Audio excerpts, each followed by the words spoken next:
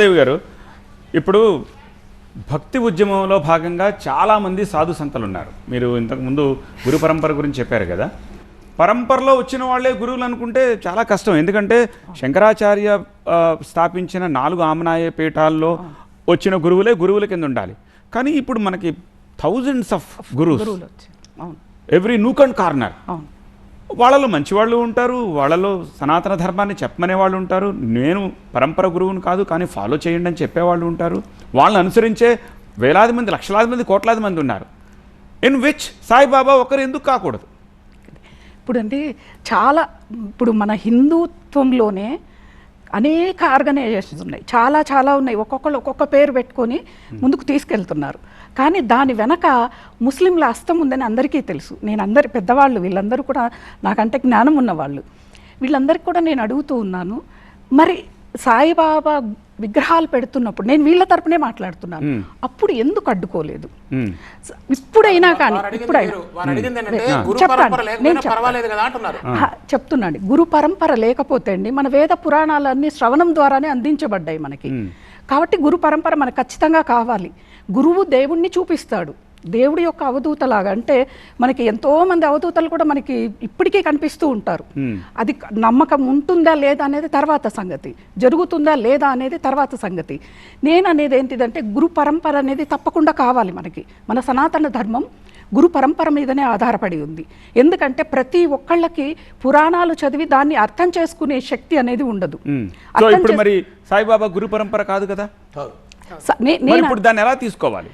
నేను చెప్పబోతుంటేనే సారు గట్టిగా అరిస్తే నేను ఆగిపోయా. అంటే నేను అనేది సరే సాయిబాబాని ముస్లిమే అనుకుందాం అంటున్నారు, సరే సనాతన ధర్మంలో ముస్లిం కానే కాదు, సాయిబాబా ఏ మతానికి సాయిబాబా జన్మతః ఒక ముసల్మాన్ కాదు, జన్మతః కూడా ముసల్మాన్ కాదండి. అసలు ఆయన పుట్టలేదండి.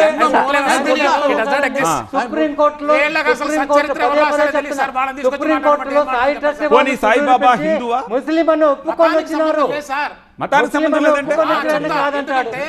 మానవ జాతి మొత్తం మతంతోనే ముక్కలైపోయి చెక్కలైపోయి ఈ రోజున ప్రపంచం మొత్తం తగలబడే స్థితికి వచ్చింది మనం చూస్తా ఉన్నాం.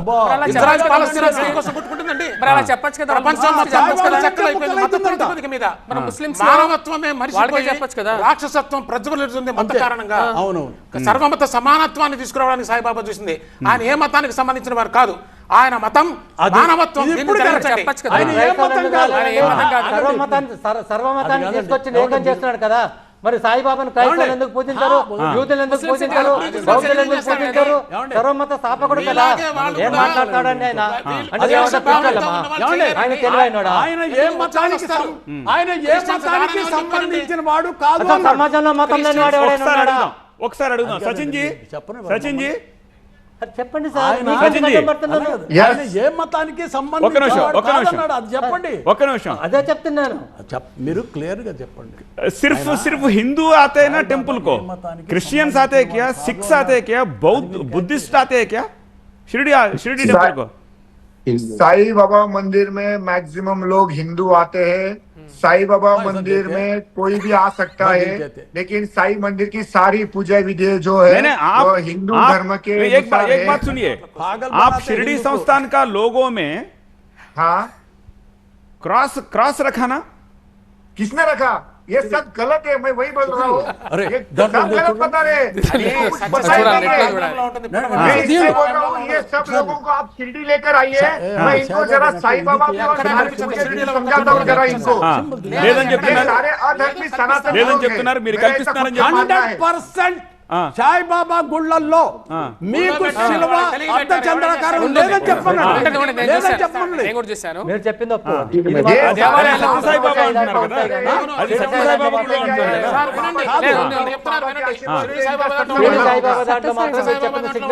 చూడలేదు. సత్యసాయి దాంట్లో మాత్రం 3 ఉంటాయి ఎక్కడ చూసినా. అయితే ఒకటి సత్యసాయి షిరిడి సాయిబాబా ఇద్దరిని జోడించి పెట్టుకున్న వాళ్ళు మాత్రం ఆ సింబల్స్ 3 పెడుతున్నారు. చెప్పంటారా? స్తూపం ఒకటి నిర్మించారు లెండిబాగ్ లో. ఆ స్తూపం మీద ఓంకారం ఉంటుంది. నేనంట అది సాయిబాబా తత్వానికి వ్యతిరేకమే. ఆయన ఏ మతాన్ని ప్రోత్సహించలేదండి, ఆయన మానవత్వాన్ని ప్రోత్సహించారు. నువ్వు ఏ మతానికి సంబంధిస్తే ఆ మతంలో నువ్వు చక్కగా వెళ్ళు నాయనా అని చెప్పారు. ఒకటి ఇట్లాగే మతం మార్చుకొని తీసుకొచ్చాడు. ఎవరు? ఒక ముస్లిం. సాయిబాబా ముస్లిం అని భ్రమలో ఇప్పుడు ఎట్లా ఉన్నారు జనాలు, అప్పుడు అట్లా ఉన్నారు. మార్చి తీసుకొని వస్తే గొప్పగా చెప్తాడు సాయిబాబాకి, బాబా నేను ఇతని మతాన్ని తీసుకొచ్చానంటే మార్చిన ముస్లింని ఏమన్నా మార్చుకున్న వాడి చెంప పగలగొట్టి సాయిబాబా అబ్బను మార్చుకుంటావరా అని చెప్పారు సాయిబాబా. మతం మార్పిడికి వ్యతిరేకం సాయిబాబా. ఒక రకంగా మత మార్పిళ్ళు కొంతవరకు తగ్గిన హిందూ ధర్మంలో ఉంటే దానికి కారణం సాయిబాబా. ఎందుకంటే అక్కడేమి నియమ నిబంధనలు లేవు. Will you accept this?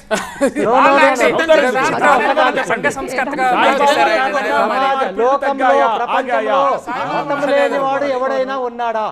Saibaba తప్ప ఆయన చెప్పిన సాయిబాబా తప్ప మతం లేని వాడు ఎవడైనా ఉన్నాడా? ప్రతి ఒక్కడు కూడా ఏదో ఒక మతానికి చెందినవాడు. అందరి దేవుళ్ళు సమానమైనప్పుడు సాయిబాబా మా దేవుళ్ళ మధ్యలో ఎందుకు ఉండాలి? ఆయన సపరేట్ గా ఉండండి.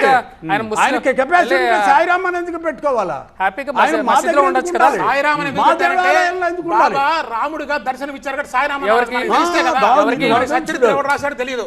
గుర్రం ఎక్కడో పోయి ఉంటే గుర్రం ఈయన కళ్ళలో కనిపించి పలానా దగ్గర ఉన్నది అని చెప్తే ఈయన కొట్టుకుంటే ఆడ గుర్రాన్ని కొడితే మేస్తున్న గుర్రాన్ని అక్కడ ఎవడో ఒకడు కొడితే ఈయనకు దెబ్బ తగిలింది. ఏం సార్ నేను అబద్ధం చెప్పినాను సార్. మహిమలు అనేవి సర్వసాధారణం కదా. మరి ఎట్లా సార్? అంటే అదే మహిమని నేను చెప్పిన. ఆయన గుర్రాన్ని కూడా దర్శించండు. గాడిదేంటి? విన్నారా? అంటే గుర్రమ్మ గాడిద రెండు డిఫరెంట్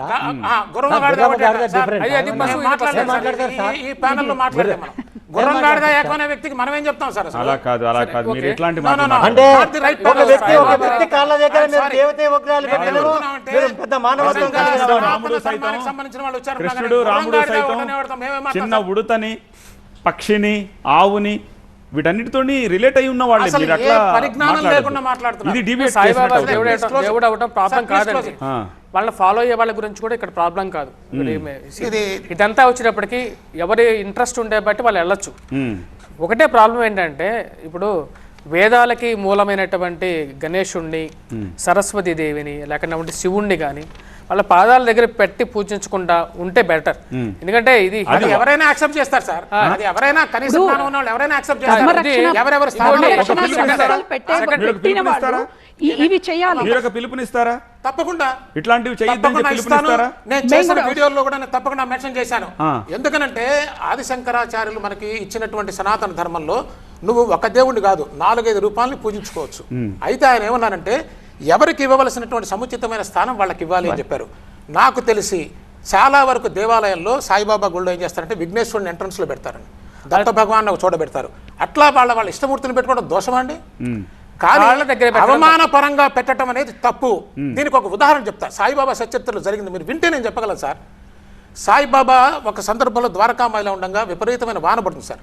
ద్వారకామాయి పూర్తిగా ఫుల్ ఫ్లెడ్జ్డ్గా కట్టింది కాదు.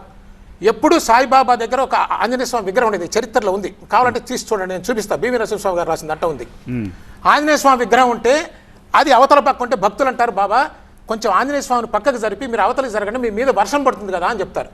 బాబా ఏమన్నారంటే ఆ విషయంలో, ఆంజనేయ స్వామి స్థానంలో మనం కూర్చోకూడదు నాయన, వర్షం పడితే పర్వాలేదని చెప్పారు. ఏం అర్థమవుతుంది సార్ ఇవి?